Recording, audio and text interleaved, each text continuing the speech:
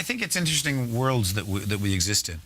You know, on the one hand, House of Cards is a fictional world. There's no doubt about it. Although journalists do appear in House of Cards, so it sort of sets it in reality. Yeah. And then we obviously have our world. Putting journalists in there. That's why we put them in. Yeah, okay. That's what's real.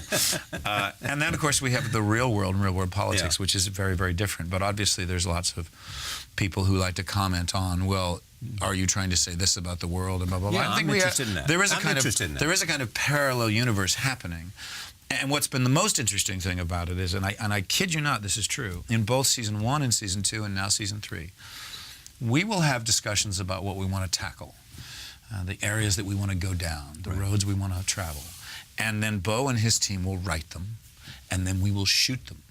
And then about 3 months later, something like what we just did will happen in the world. The real world. Yeah.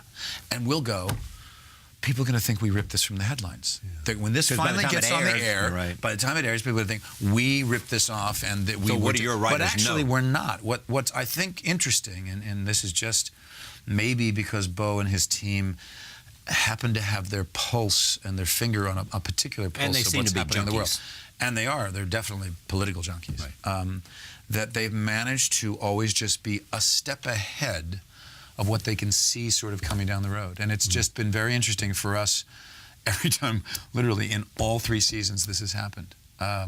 So here's my plan. We write an episode where $550 billion gets put into the arts budget in the government. And let's just see if we can then make that actually happen. What a great thing that would be. Wouldn't that be a arts. fantastic thing for the arts? Fantastic. Yeah, that'd be great.